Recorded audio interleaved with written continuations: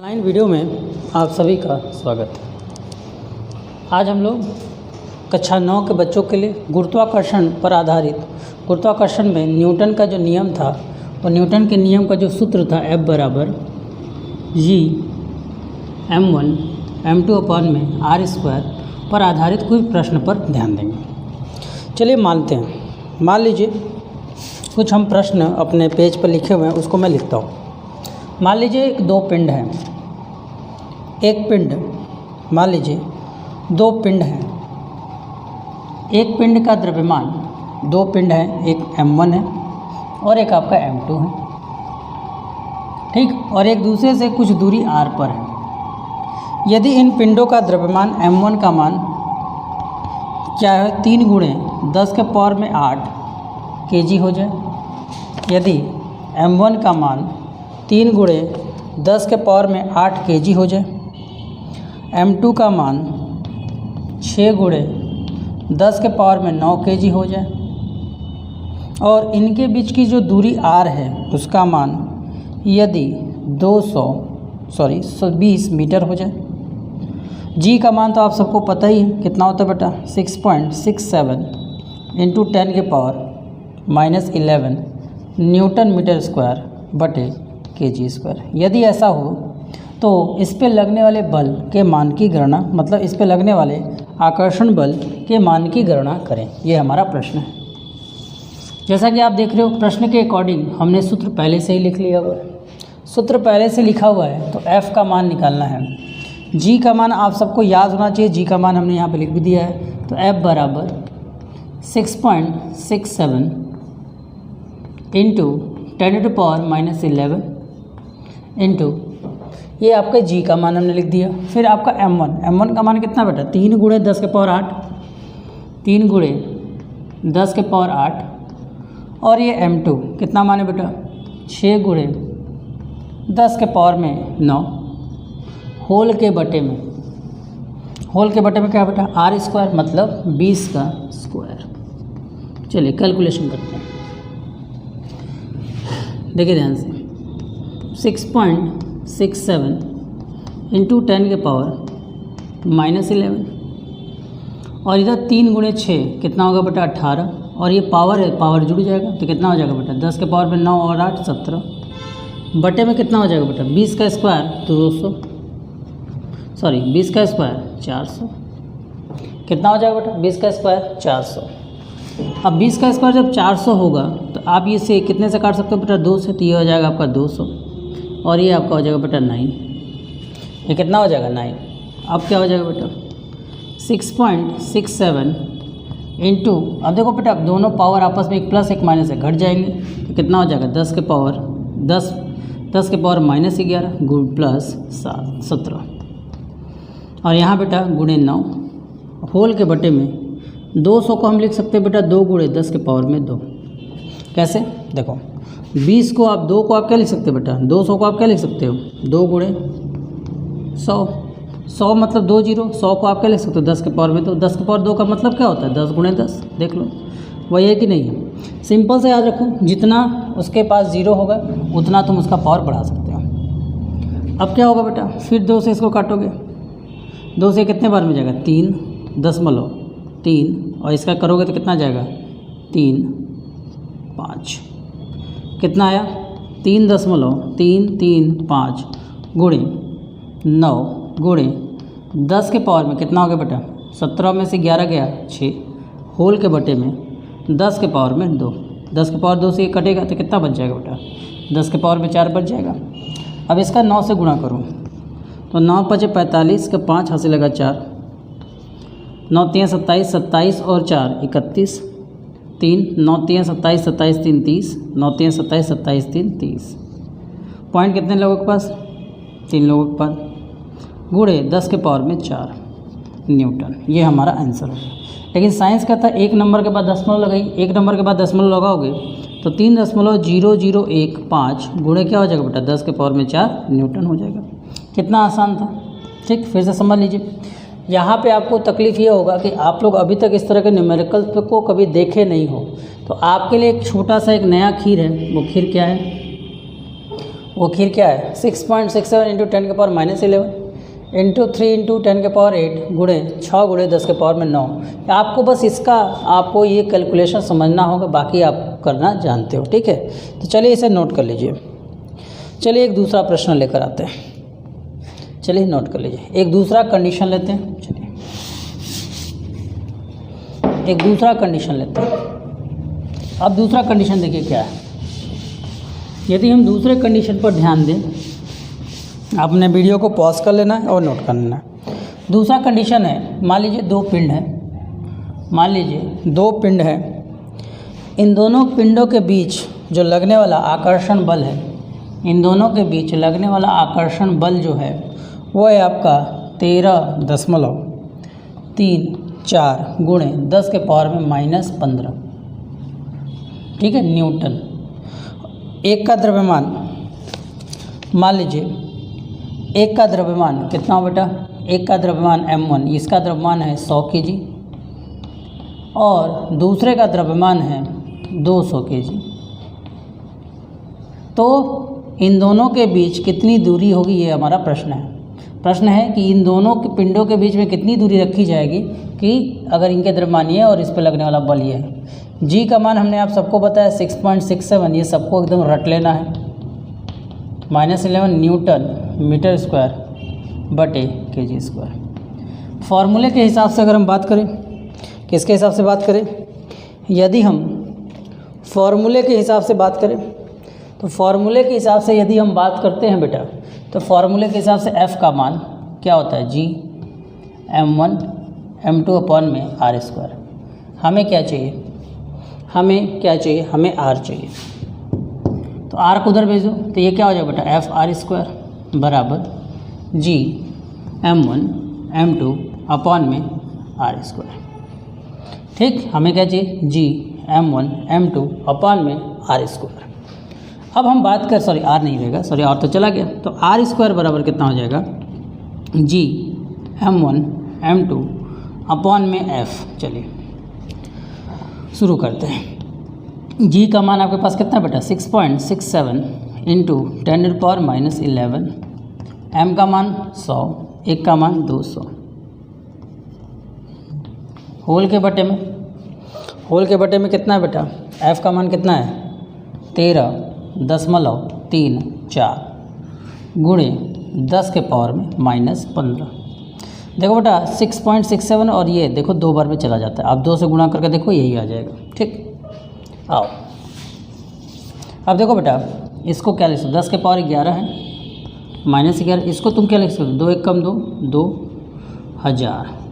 ठीक, अपॉन में कितना हो जाएगा बेटा, 2 गुणे 10 के पावर में -15, 2 से ये 2 कट जाएगा तो कितना बचेगा बेटा, 1000। या सिंपली हम लिखें तो इसको हम क्या लिख सकते हैं, 10 के पावर में -11 गुणे 10 के पावर में 4 बटे में 10 के पावर में 4 और बटे में कितना है बेटा, 10 के पावर में 4 और बटे में कितना बेटा, 10 के पावर में -15, 10 के पावर में -15। इससे ये कट जाएगा, कितना बचेगा, इससे ये कट जाएगा तो यहाँ पे 10 के पावर में -4 छोड़ जाएगा। यहाँ से आपको 10 के पावर में 4 ऊपर है और ये नीचे से ऊपर जाएगा तो ये 10 के पावर में 4 क्या हो जाएगा, जुड़, अगर माइनस होता तो प्लस हो जाता है, बताया गया होगा आपको, बताए थे। अब देखिए यहाँ पर, तो यहाँ पर जब हम ऐसा करेंगे तो हम किसका वैल्यू लेकर चल रहे, r स्क्वायर का, तो इससे हमें r की वैल्यू कितनी मिल जाएगी, √10 के पावर 8, 10 के पावर 8 का मतलब 10 के पावर 4, 10 के पावर 4 का मतलब बेटा 10 के आगे 4 0 और यहाँ पे क्या हो जाएगा बेटा, मीटर। ठीक है, चलिए इसे कर लीजिए नोट।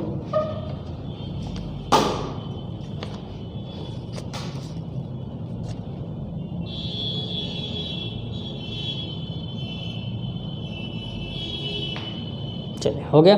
चलिए अब आते हैं कुछ और भी प्रश्नों पर। चलिए अब अगला प्रश्न है हमारा,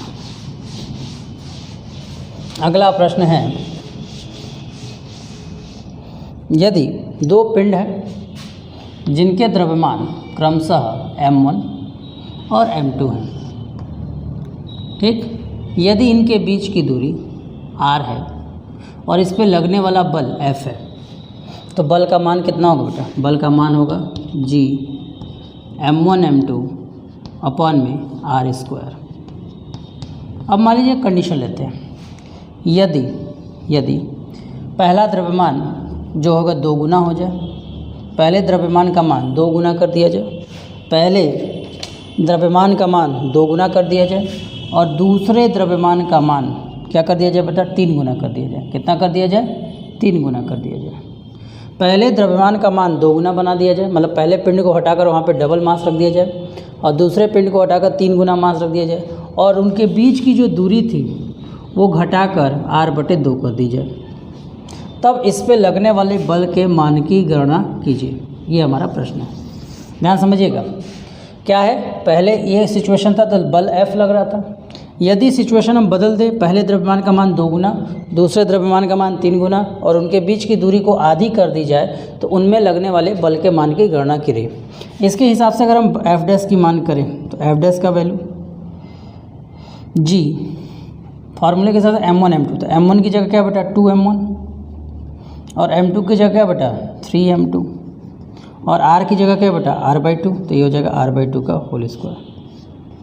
ठीक, F' का मान क्या? G 2m1 3m2 और इसका मान कितना हो जाएगा? r/2। क्लियर है, कोई दिक्कत? अब देखो ध्यान से, अब F' का मान निकालो। तो जितने नंबर हैं 2 3 6 आपका इधर कर दो, ये आपका होगा G m1 m2। जैसे ही आप इसका स्क्वायर करोगे तो ये कितना हो जाएगा बेटा? r² अपॉन में 4।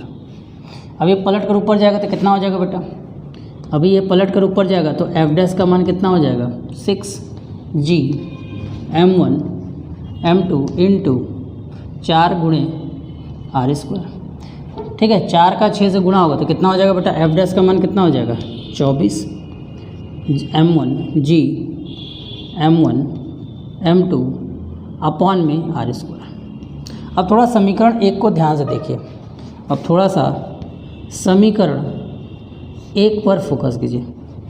किस पर फोकस कीजिए बेटा? समीकरण 1 पर। ध्यान समझिएगा, समीकरण 1 पर फोकस करते हैं। जब हम समीकरण 1 पर फोकस करेंगे, ध्यान समझिएगा, कहाँ पे फोकस करेंगे बेटा? समीकरण 1 पर। तो समीकरण 1 पर जब हमारा फोकस होगा तब हम देखें 1 पर हमें यदि इतने का मान क्या था? F था, मतलब इतने को हटाकर हम क्या लिख देंगे? F कर देंगे। तो F' का मान हो जाएगा 24F, 24 था और यहाँ पे F हो जाएगा। ये क्या बता रहा है? ये बता रहा है बेटा, ये बता रहा है कि अगर आपने इस सिचुएशन से इस सिचुएशन लाया तो इस सिचुएशन में जितना भी बल लग रहा होगा उस सिचुएशन का 24 गुना बल लगेगा। उस सिचुएशन में क्या लगेगा? 24 गुना बल जो है उस पर कार्य करेगा। चलिए इसे नोट कर लीजिए। चलिए इरेज कर दिया जाए। चलिए इसी तरह एक और प्रश्न लेते हैं।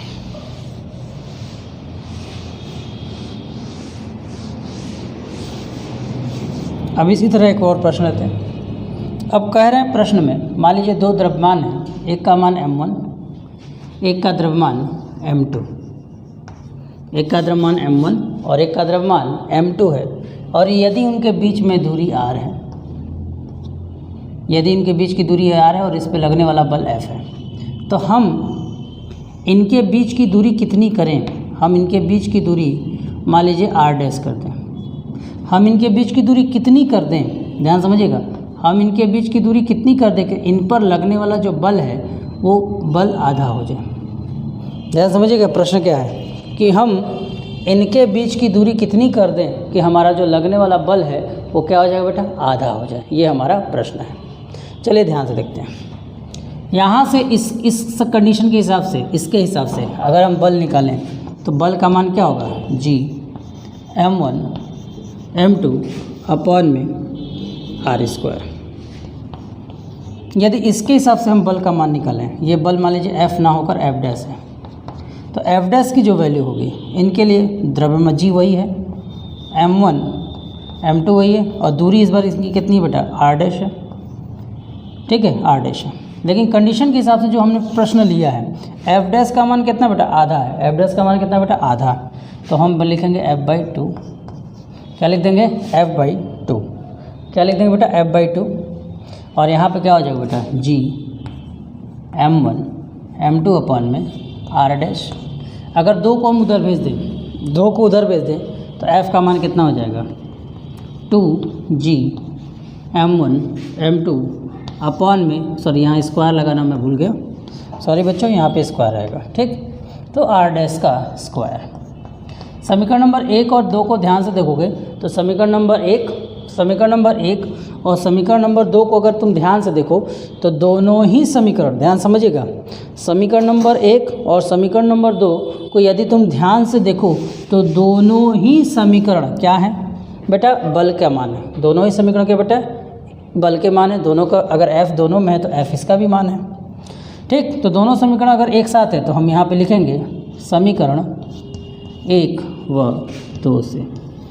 तो समीकरण 1 और 2 से हमें क्या मिला, तो समीकरण 1 व 2 से हमें यह प्राप्त हुआ बेटा, क्या प्राप्त हुआ, समीकरण 1 व 2 से हमें यह प्राप्त हुआ कि इस पूरे मान को हम दोनों को बराबर कर देते हैं। यहाँ पे जी m1 m2 अपॉन में r स्क्वायर और यहाँ पर जी 2g m1 m2 अपॉन में r डैश का स्क्वायर। तो जी m1 कट गया, यहाँ बच गया बेटा 2, और यहाँ पे अगर हम रूट कर दें तो अब हमारे पास हो गया 1/r स्क्वायर बराबर 2/r डैश का स्क्वायर। क्रॉस मल्टीप्लिकेशन कर दें तो r डैश का, इसको इधर ले आए तो r डैश का स्क्वायर बराबर हो जाएगा 2r स्क्वायर। चूँकि हमें r डैश निकालना है, चूँकि हमें क्या निकालना है बेटा, r डैश निकालना है, तो r डैश का मान कितना हो जाएगा, तो हमारे लिए r डैश जब निकालेंगे तो इस पर स्क्वायर रूट लग जाएगा, तो √2r स्क्वायर। चूँकि r के ऊपर स्क्वायर है, चूँकि r के ऊपर क्या है बेटा स्क्वायर है, इसलिए r तो बाहर आ जाएगा लेकिन 2 बाहर नहीं आ पाएगा, तो √2r मतलब उनके बीच की दूरी को √2r टाइम्स रखना होगा। क्या रखना होगा, उनके बीच की दूरी को √2r टाइम्स रखना होगा, ठीक है। समझ में आया, कोई दिक्कत, कोई परेशानी, ठीक है। तो अगले वीडियो में हम लोग गुरुत्वाकर्षण नियतांक पर डिस्कस करेंगे। धन्यवाद, इसे नोट कर लें।